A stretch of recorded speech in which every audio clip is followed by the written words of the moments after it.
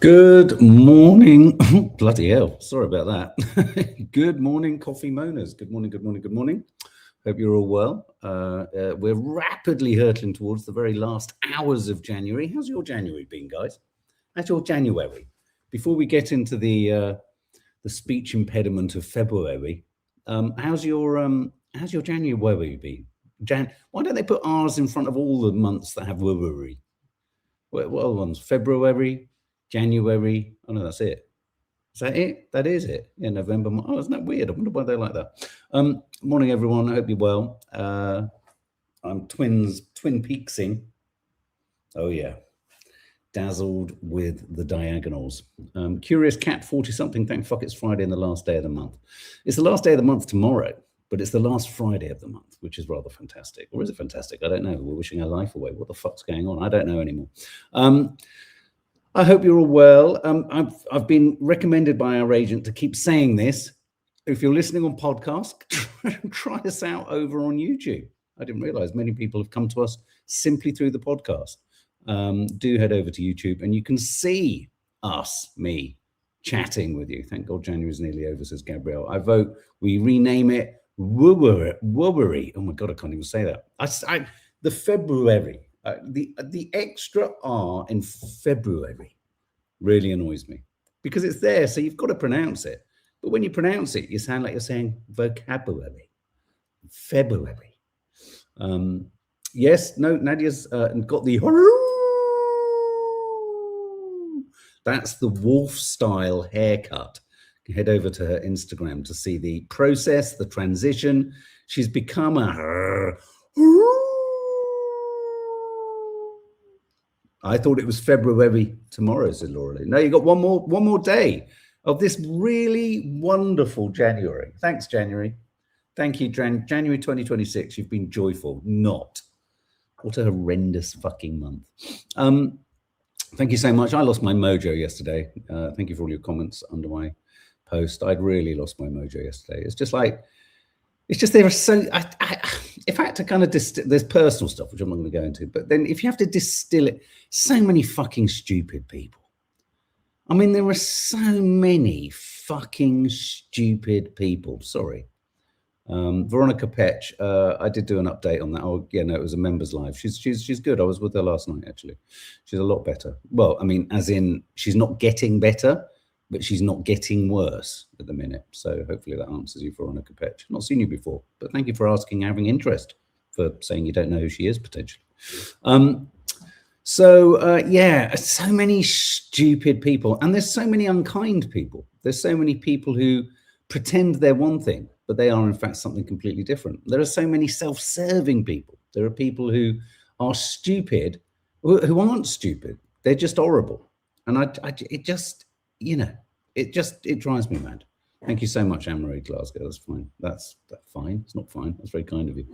It's gone fast. Weather crap, but decluttering, selling on Vinted and getting organized. Cassie, fucking hell. You sound like you've got the bit between your teeth. Well, good on you. We're all kind here. Thank goodness, Gabrielle. That's right. We do get some wrong uns who creep in, but we get rid of them quick enough, don't we? Oxidus Magicus. I like your name. I don't know why. Whenever I say your name, I feel like I've got oxygen. It's weird, isn't it? So this morning, last night, it was the premiere of Melania's film. We are going to label the point. Looks like a crock of shit. Sounds like a crock of shit. They've spent an awful lot of money on this crock of shit. Suddenly, Amazon found $75 million to fund a piece of propaganda, but they still had to fire 16,000, was it? 16,000 employees? Amazon still making more money. This is the future of business, guys. This is the future of capitalism. Corporations make yet more money and employ yet fewer people, and make shit like Melania Trump's new film. What a crock of doo-doo it looks like. I mean, this is funny. Please follow the Canary UK if you don't. Great sort of arbiter of news and what's going on social media. Again, we just need to support all these independent media outlets. This is an interesting one. They've reposted from a guy called Derek Guy. Friend of mine is an undocumented immigrant, says this message, and has been hiding in Melania cinemas, because he knows people assume no one is in there. if you need to dodge out of life and be hidden for a while and you need no one to know where you are, it's a safe bet. Go and see Melania. Apparently, I think the View, West End, Central London. Why don't we have a look at? Let's have a look at their ticket sales. I think they were claiming yesterday that they were in the single digit sales. I didn't even know that was possible. I mean, and apparently, I mean, I was gonna pull in a meme, a clip, show you something. But sometimes just stuff said online, and you just can't really verify it. But I don't know if it's true. I read somewhere, could be totally made up, that someone somewhere is offering, some PR company is offering people $50 to go and sit in an auditorium and watch it. I think there's one thing is getting people to buy the ticket. It's quite another getting people to actually watch it. I'm literally not being rude. I'm just going to the View West End. And as we scroll down the films that are on today, let's have a look at The Housemaid. Do check that out. It's very good. Hamnet, amazing film. Avatar, Far and Ash, not seen it. Primates out. Chimps pulling off, or monkeys pulling people's jaws out. Fantastic. Oh my God, apparently audiences all over America were screaming. Marty Supreme, Mercy, crock of shit apparently. Is This Thing On? Oh, don't tell me it's not. A Kangaroo, Rental Family, Keep Going Down, Another World, Infinite Oh, it's come off. It's come off. It can't. Melania, the film. It was there, and now it's come off. Oh well. Maybe it was 0 bookings. They've just replaced it with something else. Oxidus Magicus says, I would rather go through kidney stones again than sit through that movie. I once worked with an editor who brought his kidney stones into the edit for me to look at. They were in a small they were like this, just like this. Mind you, if I shake this, the pup is going to think that she knows the sound of treats. He rattled it. He rattled it in a Tupperware box. He said, "You know what these?" He was texting. He said, "You know what these are?" I said, "I don't know. No, what are they? M&Ms? They're my kidney stones." So, oh, wow. Okay, brilliant. I saw Send Help. So good. Oh, which is that? Was that one of the ones I just read out? Anyway, so we're going to talk about Melania. Starmer, the GIMP. Oh my God, I've got to go to China. I've just got to get out of this fucking GIMP suit. I've got to leave Downing Street. I've got to get on an airplane. I've got to go somewhere. I'm going to go to China. I know Trump is not going to be happy about this. He's going to be he's not going to be a happy daddy. But I've got to go. I've got to go to China. So Starmer's gone to China. And it's pissed Trump off because Trump's the big bully boy. I don't like anyone going anywhere else. I'm going to tariff you to death. I'm going to tape your testicles to the ceiling, but you're not allowed to go anywhere else and buy anything. Otherwise, I'll tariff you even more. So Starmer, his inclination towards sadomasochism knows no end as he trots off with his Paddington Bear eyes. Hey, G, can I just be crystal clear, G?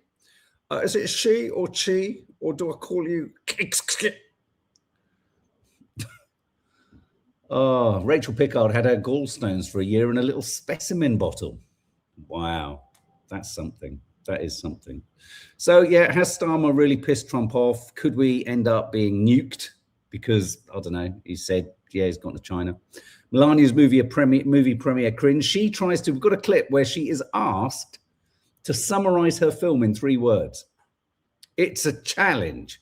Let me put it that way. It's a challenge. I mean, she rises-ish to the challenge, but it's a challenge. We're going to talk about that. We're going to talk about Iran. I know it's boring, but, you know, fuck me. We could have Third World War happening any minute now. We could have an enormous armada. My great big armada. It's got so close. I was playing with my armada in my bath. And then I said, hey, Pete, that's Hexeth. Why don't we send this armada all the way to the Middle East? It's a beautiful armada. And we've got some wonderful clips. Well, we've got a really arresting, horrendous clip of an ICE officer, the full unedited clip of the ICE officer who said to someone, if you raise your voice, I will erase your voice. And then we've got some, we've just got lots of other little bits and bobs for you to kind of have a listen to. And I also want to talk about the continuing control and propaganda promotion of Israel and Zionism, and how they've hijacked TikTok, and they're just coming at us, baby. They're coming out of the woodwork. So let's start with something a bit more fun. Let's start with Melania's movie premiere, shall we? I did post on my stories on Instagram. This would be the only way to get people to see Melania. Filmmaker Charles Curran recut the Melania trailer shot for shot with AI to replace her with Miss Piggy. Problem with that is, though, Miss Piggy is kind of iconic. So I don't think it's a good piss take. I don't think Miss Piggy is the best sort of character, really, because it suddenly gives Melania personality, I think. But let's have a look at some of the headlines. Melania is very influential, Trump gushes. I'm going to see some clips of what the fuck they're talking about here.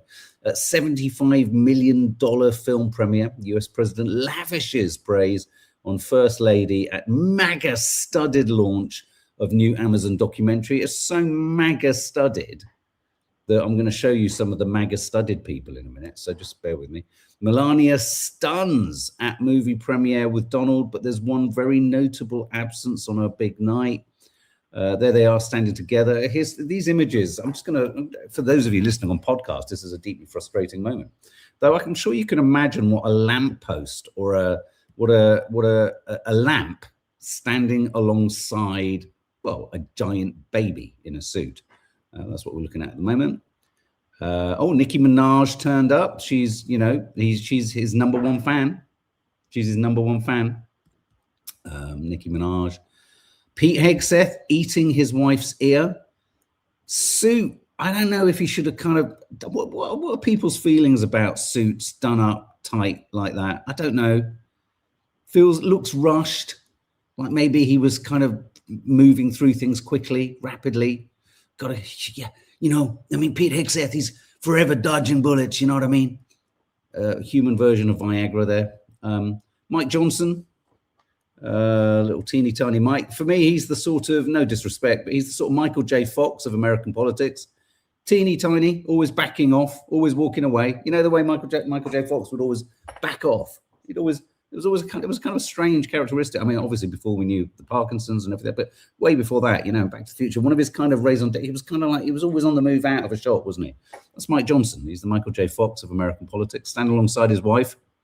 Oh, look, Dr. Phil. The weirdest thing about this photo, the reason I pulled this photo is what a soulless Zionist stooge he is.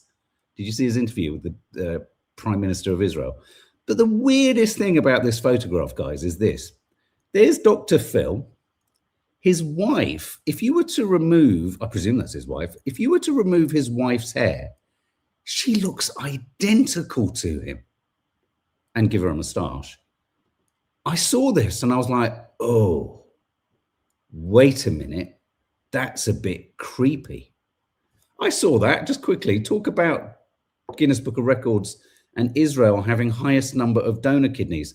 I wonder if those kidneys have come from Palestinians, because let's face it, isn't Israel the top country, Guinness World breaking Book of Record record breakers for harvesting Palestinians' organs, aren't they? I saw that. Dr. Phil, and she's a clone. Remove her hair. Look, even the shape of her forehead and everything. This is frightening me. I'm frightened by Dr. Phil and his wife. It's the same person. Oh, what does Dolly Daydream mean when she writes Q? I don't know. What does that mean? Is this part of that strange language where weirdos write letters in comments? I don't know. Dr. Phil is a very famous TV, what is he, therapist? Bullshit. He's a fucking stooge. He went out with the ICE units because he's just so fired up and full of it. Yeah, I remember seeing a show. I remember seeing a show with him in New York. Yeah. And he coined the phrase, "You can't run away from your DNA." Well, clearly, he's not running away from his DNA. His DNA is the same in his wife. That's perplexing me. Sorry, I will forever be haunted by Dr. Phil and his clone wife. He used to be on Oprah, really. So yeah, so that's them all there. So shall we have a listen to Melania Trump? So here's Melania Trump. They didn't have a red carpet, they had a black carpet. Because, you know, fucking hell. Because Melania is written in black against white. Let's have a black. Donald Trump said we need a bit of showbiz. We need a little bit of showbiz in our lives. We're building a huge ballroom to save our lives. So let's have a listen. Melania Trump on the black carpet asked some questions. In the film in 3 words? I think the people will judge it for themselves. Okay, so there's a really frustrating thing that StreamYard do. When you play a clip, they clip the first 2 seconds or second of the word. Can you summarize your film in 3 words? And she's immediately having to kind of paddle for time. She's on the defensive. People will need to work out what 3 words they're going to use for themselves. I'm slightly concerned that if Dr. Phil's wife is a clone, Melania is literally a robot. She's a robot. So hang on, so it gets better. Making the film in 3 words? I think the people will judge it for themselves. And then it's beautiful. It's beautiful. Okay, it's beautiful. It's a documentary about the run up to his inauguration. But beautiful, it's 1 word. Emotional. That's a stretch. From everything I've seen in the trailer, it's a stretch. Emotional. Okay, what's the final word? Fashionable is cinematic. Oh, okay, so she's broken the rules. So she's gone beyond 3. She's gone to what's fashionable. She obviously looked down and saw she was wearing a dress. Fashion. And it's cinematic, as in it's a film. It's directed. What can someone tell me the name of the director? He did Rush Hour and all that bollocks. Also, the director was caught up in the #MeToo scandal. I think 6 allegations of inappropriate behavior. Who said that? Cassie R. She's convinced me. She sold it. She kind of hasn't sold it to me. And I'm very proud of it. May we bring you 2 together again? Yes. And together? Right here, please. Icy. Together and together, please. Together. She can't stand him. And he doesn't like her. He doesn't like anyone. What a weird... So those are your 3 words. What were they again? I've forgotten. They were so unmemorable. It's beautiful. It's emotional. It's fashionable. It's cinematic. Whoa. I bet the PR team were like, thank fuck she opened her mouth. Thank God she sold it.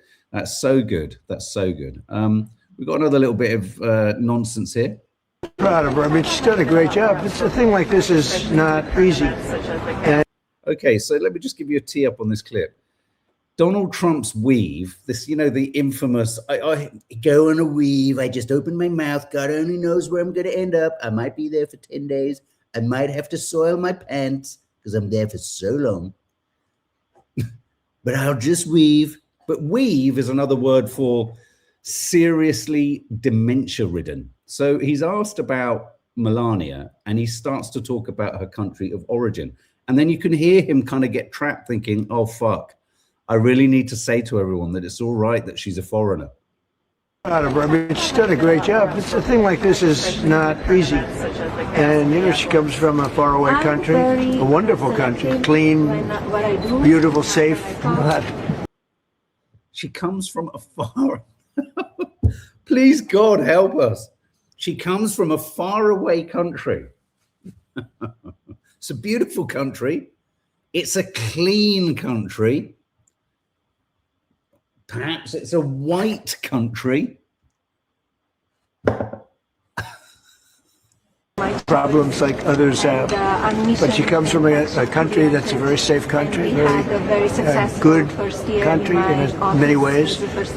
But it's different, and she's picking it up very easily. Speaks a lot of languages, very smart, understands what's happening, and really is a good influencer of me.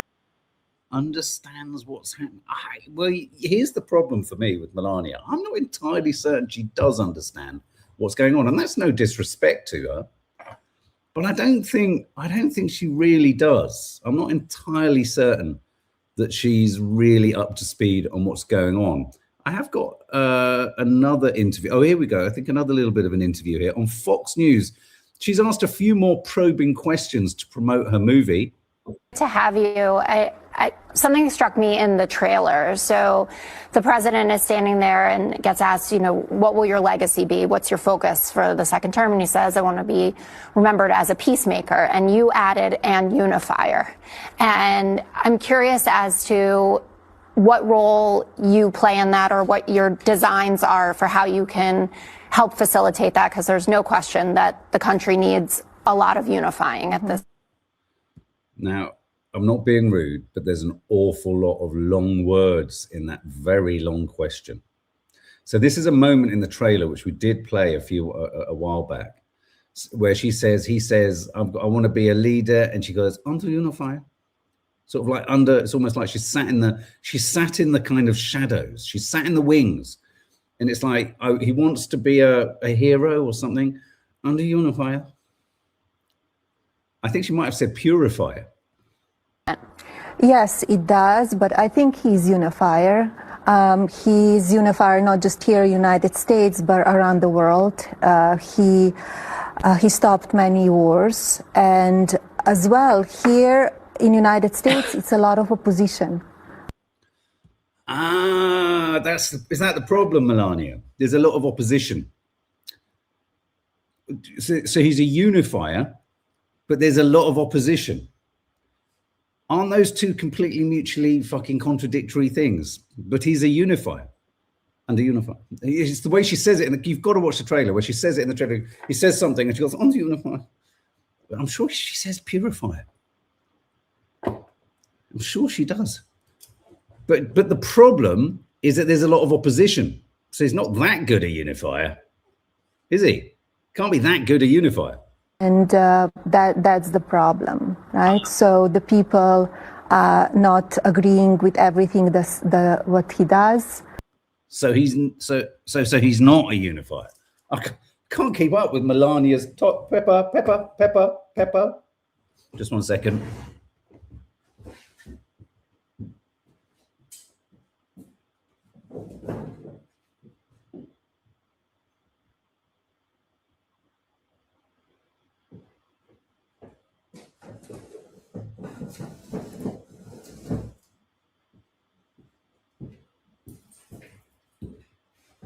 Sorry about that, guys. So I can't really keep up with what's going on in her head. He's a unifier, a white purifier, me tube. Like it. He's a unifier, but the problem is no one agrees with him. What? I don't understand. And, they just need to come on the same page. So they need to come on the same page because he's a unifier, not a white purifier. And by coming on the same page, he can unify. Pepper, come here. That's our puppy. He wants to make America only safer and better. Safer and better. Alex Pretty's family don't feel that. Rennie Good's family don't feel that. Most of the citizens of Minnesota don't feel that. The citizens in Georgia are about to not feel that as the FBI goes in and seizes the ballot boxes. It's just not good, is it? Not good. Peps, what's this? Deluded. She need. Penny Albertina. Penny Albertella meditations. She needs deporting. Strong words. He claims to have stopped many wars. Okay, but how many countries has he bombed in the past 12 months? I get confused, you see, between him and Benjamin Netanyahu. Their two faces verge, sort of fuse into one. I mean, can someone do the maths on how many countries Israel and America have bombed or attacked between the two of them? Unifier? Anyway, so, you know, I mean, if you do go and see the Melania film, please let us know if it's any good. I'm not desperate to know at all. I thought this might be fun. Big, exciting event that we have all been waiting for. Everyone's going. You know what I'm talking about. The new Melania movie. Ooh. Oh, someone didn't get their tickets in time. Don't be mad. But if you haven't seen the trailer, get ready to be blown away. Here we go again.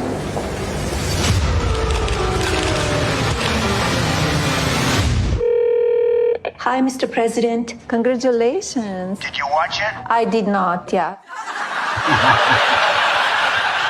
I did not, yeah. I was going to, but then I didn't.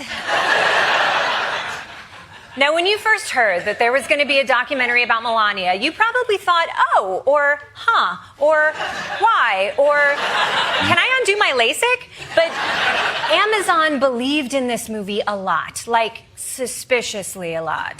Bezos and Amazon are paying $40 million for a documentary on Melania Trump. The most expensive licensing fee ever paid for a documentary. Amazon paid nearly 3 times more than the next highest bidder. The First Lady will reportedly walk away with at least $28 million.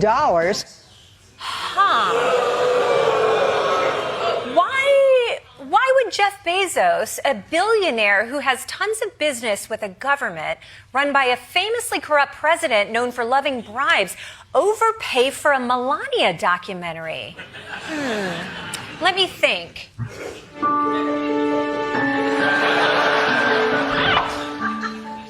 Well, that didn't help. But whatever else this is, they made a real movie. They even got director Brett Ratner, who you might know from Rush Hour or the Me Too movement. And there's... It's a must not see. It's a must not see for sure. Isn't it? It's a must not see. So just one second. Mad? Can you just grab Pepper for me? Sorry. She's got very active because she can hear you guys. Sorry. Defo, so who's going to actually pay to go and see the Melania show? The Melania documentary, the $75 million Melania documentary. Anyone going to go and see it? You couldn't drag me to see it, says Fun Times. I know, it just looks ghastly, doesn't it? So yeah, it's a shocker.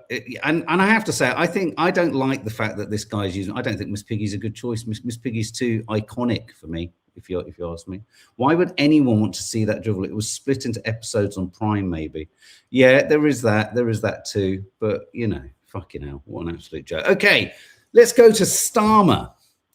Starmer, is it Stomer? Is it Starmer? Our leader. He's our leader. Oh God, it's so embarrassing, isn't it? I've never used that word with Keir Starmer before. Keir Starmer, let me be crystal clear. Our leader. Oh fuck. Not that one should put, you know, stop or should inflate the idea of leadership. You know, I mean, the very idea of being a leader. What does it mean? What does it all mean? Anyway, Starmer, Trump says it's very dangerous for the UK to do business with China after Starmer hails progress in Beijing. Trump says very dangerous for UK to do business with Starmer's dangerous visit to China angers Trump. Do you remember old Trump? The China virus. It's the China virus. What do you think about the UK getting into business with China? Keir Starmer was in Beijing. Well, it's very dangerous for them to do that, and it's even more dangerous, I think, for Canada to get into business with China. Canada's not doing well. They're doing very poorly, and you can't look at China as the answer. I know China very well. I know President Xi's a friend of mine. I know him very well, but that's a big hurdle to go over when you get Canada. The first thing they're going to do is say you're not allowed to play ice hockey anymore. That's not good. So basically, I'm going to say something that you're going to be surprised by here. I think of all the stupid choices, fearful choices, I don't think boring is necessarily bad, but he literally redefines boredom. I think Starmer has dragged the Labour Party kicking and screaming over to the right. I think him and Shabana Mahmood are laying the groundwork and the foundations for reform to really accelerate a repeat and a reversioning of what's going on in America in this country. So for all of that, I think he's the most spectacularly, and I will repeat it until I'm blue in the face, Israeli Zionist blue in the face. He's the most sinister, most Machiavellian, most administratively deceptive prime ministers we've ever had. He's a blank, empty vessel of inexpressivity who just stands fronting up a Zionist, completely complicit, compromised fucking regime and system, and pretends that he has some Labour kind of socialist kind of, there's nothing socialist about this motherfucker whatsoever. Okay, so putting all that to the side, I think him going to China and trying to be pragmatic economically with the other superpower is possibly one of the only vaguely sensible things I think he's done. And it's interesting that, and not surprising, that the biggest toddler in the playground, Trump, has said it's dangerous, and he's essentially threatening Starmer. He's gonna staple gun Starmer's, what remains of Starmer's eviscerated testicles to the roof of 10 Downing Street. But I think in a weird way, I've got to a point now where I'd rather we sidled up to somewhere like China than the completely schizophrenic, unpredictable, hostile, dictatorial, malevolent, narcissistic, malignant leadership and regime that currently exists in America. When places like Russia and China seem to be a little bit more on an even keel than America, you have to take note and you have to take action. So I actually think of all the kind of global nonsense, his total denial of a genocide in Gaza, his support of Israel's genocide at the beginning, yes, turn off the power, yes, turn off the water, the fact that he knows what a genocide is but has refused to step up to the plate, the fact that he's saying nothing about the Board of Peace that is seeking to continue the genocide, create concentration camps with biometric tests to allow Palestinians to live in quarantined areas. The fact that he says nothing about any of those things and is totally corrupt, just put that to the side, like with everything else. I think bizarrely, him going to China is one of the right decisions he's made. And I just think we are all victims of a right-wing legacy media that forever tries to tell us that the big, big evil fuckers are all over there. It's all part of the same fucking motif as reform. You know, we're not the problem. The money landed gentry, system owners, political class, we're not the problem. No, the problem lies with dirty Johnny foreigners who keep coming into our country and foreign countries. And it's the same old fucking narrative, and everyone's so fucking stupid, selfish, and circling back to my original kind of frustration this morning, everyone's stupid, self-serving, and actually doesn't really have anyone's fucking best interests at heart. Not everyone, but the vast majority of people who support these parties. Someone rang in last night, I thought it was great. Ian Dale was silenced by someone who said something along the lines of, if you join Reform, you're probably racist and you are looking to kind of legitimize your racism. You know, if you're in there's a lot of conservatives who are just bona fide racist. And just to be clear, if you're Sawalha Braverman, Kemi Bates, it doesn't matter. You can be racist, whatever race, creed, color you are.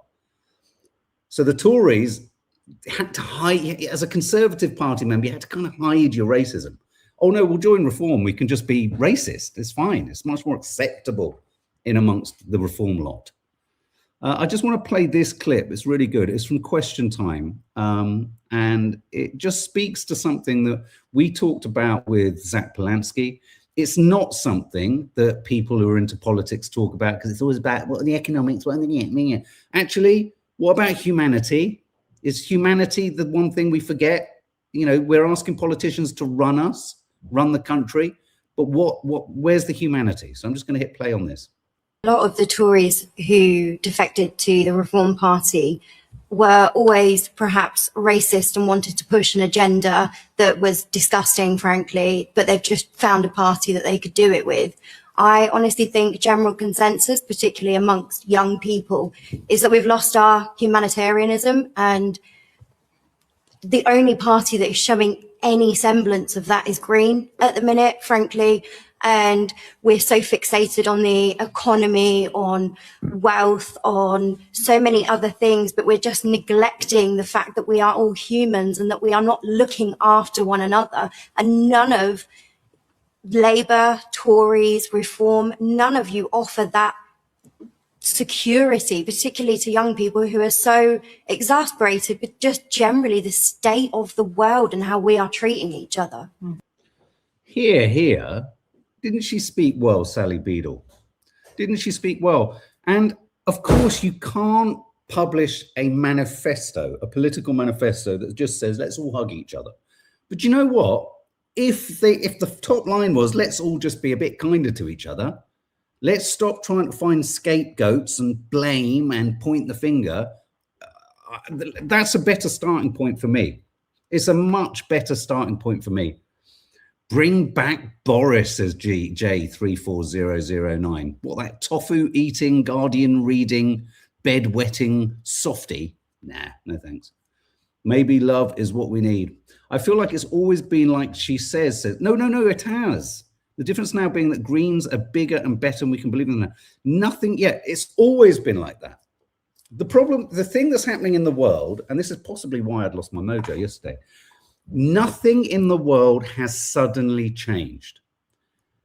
It's just we have awareness of it. And what the system and the powers that be don't realize has happened with the barefaced disrespect that Israel and the support of Israel from the West has done in this with the Gaza genocide. The reason people keep returning back to the font of the genocide that's happened live streamed in our lives, because let's not forget, we've all been told and encouraged to just have this, this hallowed ground of an awful thing that happened in World War II. But it was far away. It was something of the past. It's not something it's tangible anymore. It's distant. It's happened. Don't let the Israeli fucking propaganda machine and the West tell you it hasn't happened again. It's happened again. And it's happened in a much more egregious fashion, because it's been publicized, it's been shown, it's been illustrated. We've seen it with our own eyes, and yet still the system doesn't care, and they're telling us to forget it.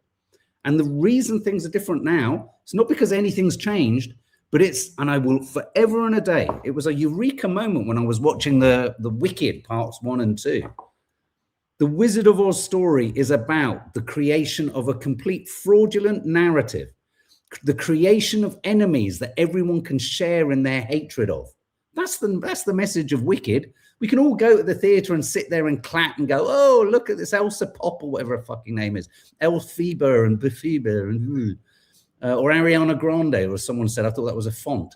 We can all sit there and do that. Or can we actually, what's the message here?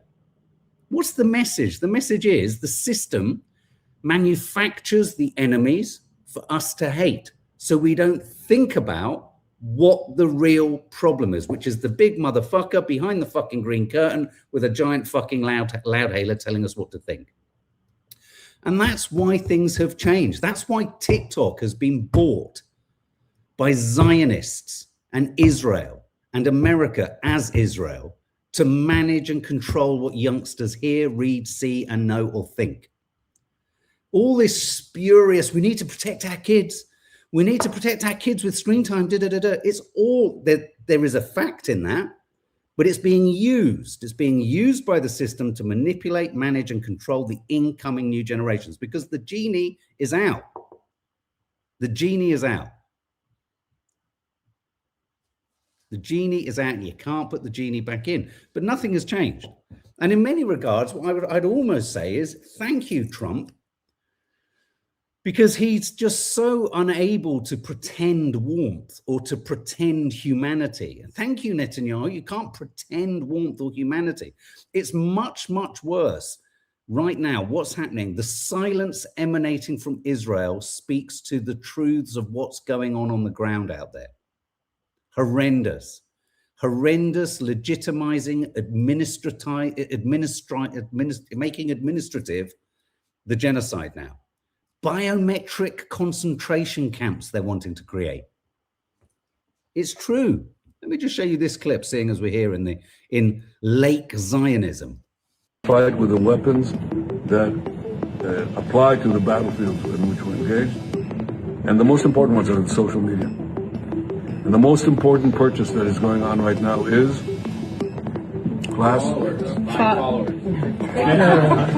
TikTok. TikTok, number one. We made a change to designate the use of the term Zionist. So you had Benjamin Netanyahu saying, what's the most important thing in that patronizing way he does? Class, TikTok. And then we have the new CEO of TikTok. To designate the use of the term Zionist as a proxy for a protected attribute as hate speech.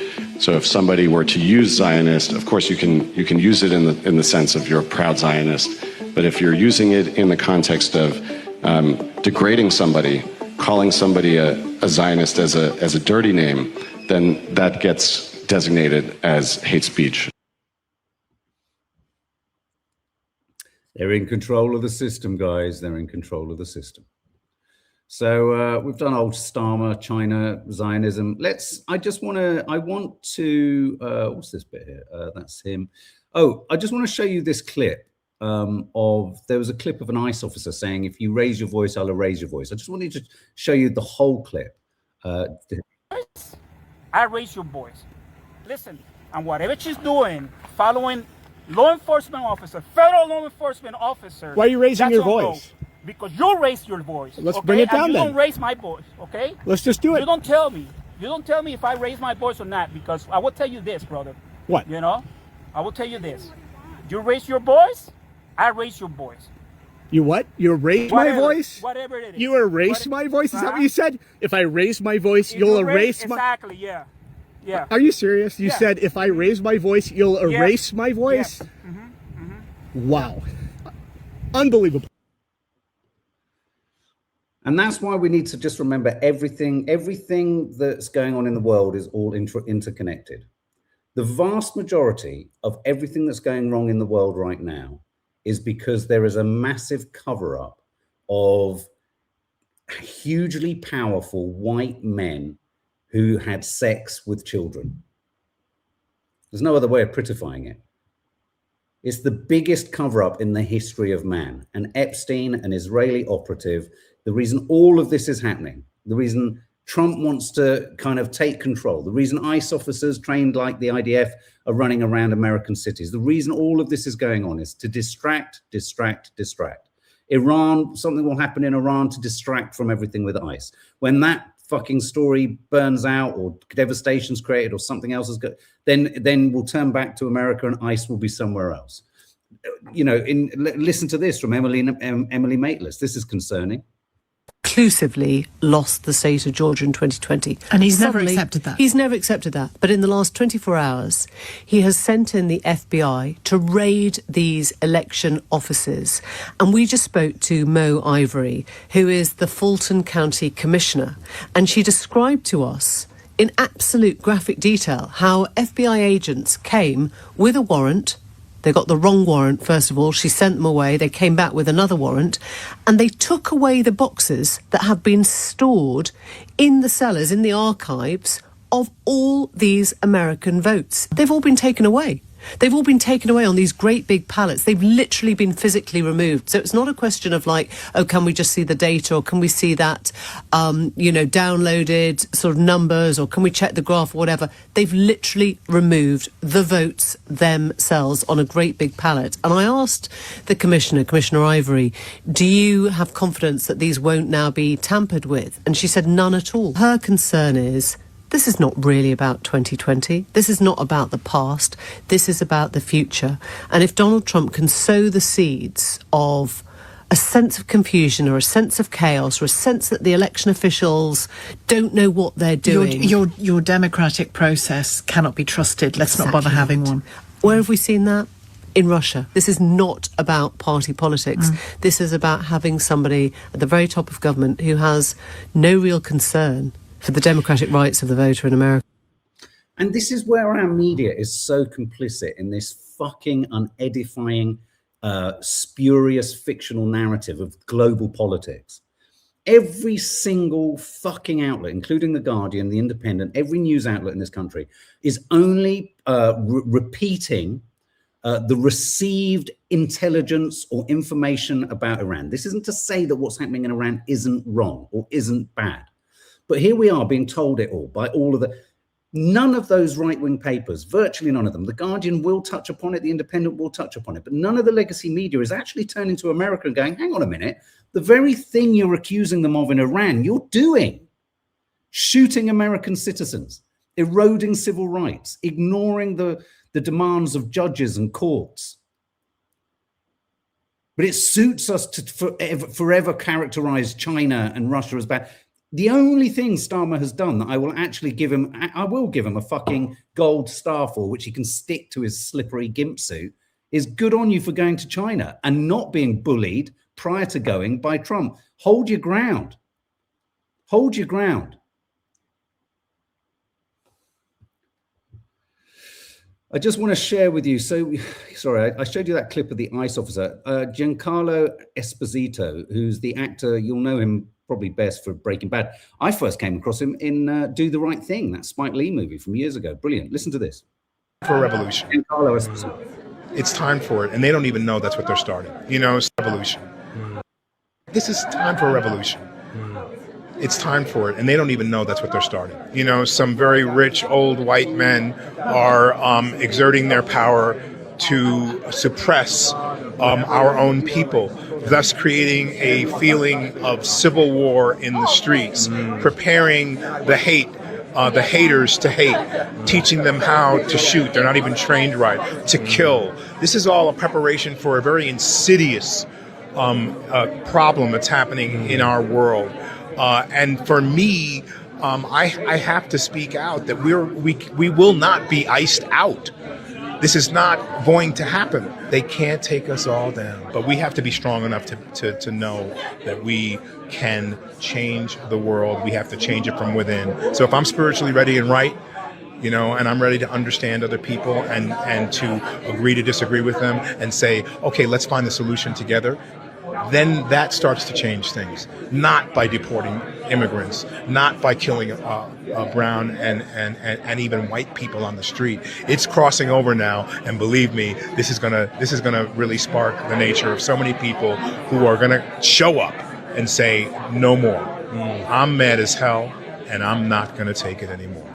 How must that feel? Let's just pause for a second. How must that feel for Black Americans to know that it only gets serious at the point that 2 white Americans are killed on the streets of America? Something we've been talking about for fucking ever and a day. The civil rights movement through to George Floyd. You know, it's just the order of the day. When you're pulled as a Black man or woman in America by the police, you don't know if you're going to get out of any altercation with the police, if it's a speeding ticket, if you've jumped a red light, or if you've done nothing. You don't know if you're getting out of that encounter alive. And at this point, as he you know, really generously says there, you know, Black people and now white people, at the point that it affects white people, everyone gets on board. And it's the same fucking thing I've said before. If there's anyone in America speaking against ICE, speaking up for the rights of ordinary American citizens and understands why ICE is wrong, and you've said nothing about Palestine, you have a long fucking way to go.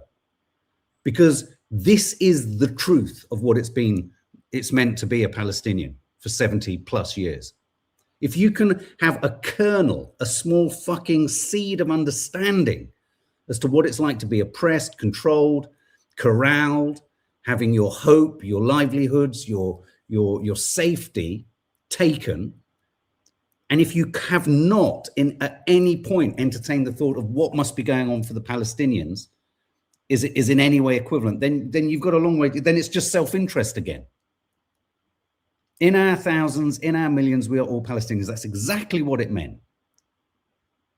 And the reason, in many regards, there are many genocides, there are many awful conflicts, proxy conflicts going on in the Sudan, in the Congo, everywhere. But the reason, and I know a lot of people get funny about this because they think it's a sort of slam dunk, especially Zionists. Didn't hear you comment on this. The reason Gaza stands out is because of all the conflicts. It's the one where the West has championed, in a sense, its role within it. That's why it becomes slightly a higher profile genocide. Not that we're getting into a competition of genocides, but the reason it does is because the barefaced lies are being said by our leaders.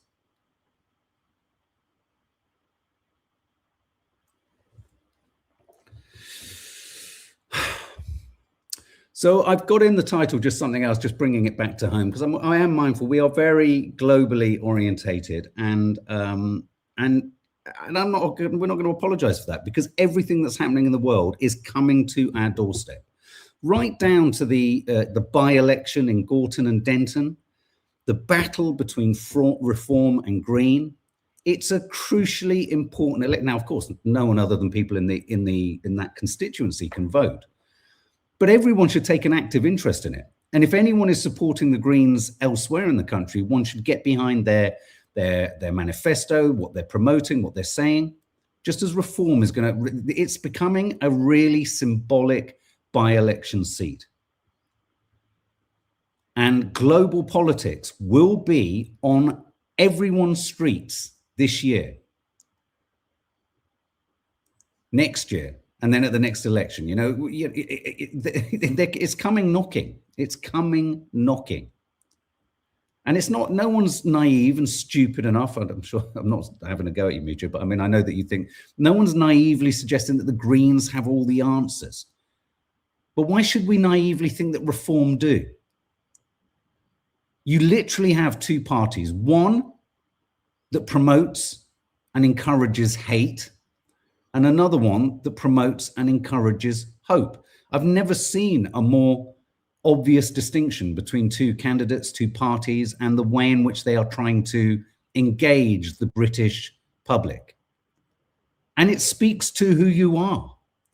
And it speaks to, if you've had a hate-filled soul, it doesn't mean you're lost, but just try and extrapolate how you're feeling from how you're being made to feel. An enormous, expensive, costly global system, our media, our government, our system, has sought to keep us all controlled, compliant, and behaving. Don't let them manipulate you. And Reform is manipulating everyone.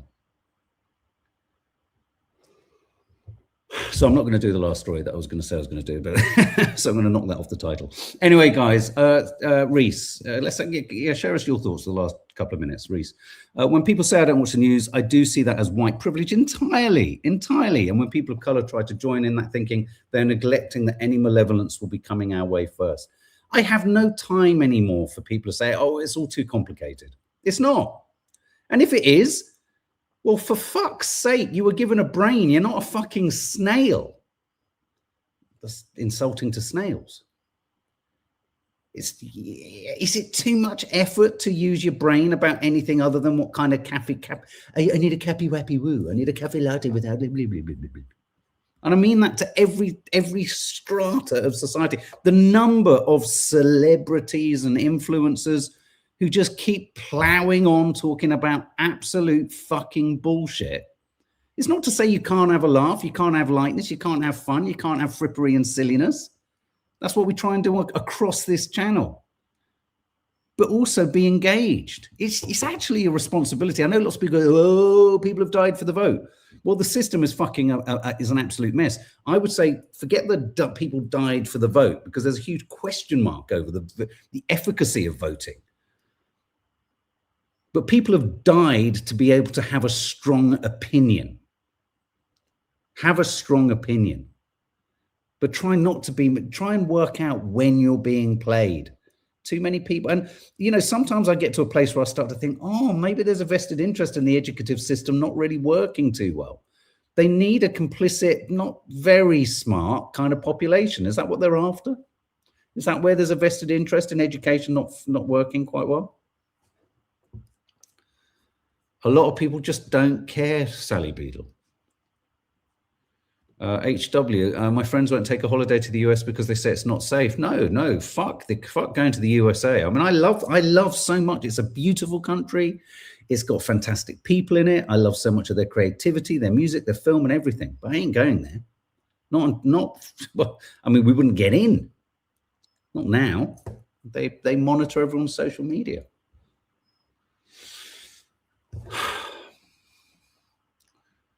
Shauna Roche, I'm 33. It took me till I was 30 to wake up to politics and the games made with our lives. And listen, it's not about you've seen, you guys have been on a journey with me and Nadia since the pandemic. It's been a process. There's always been a hunch that the system is just a bit fucking self-serving for a few, obviously, always has been.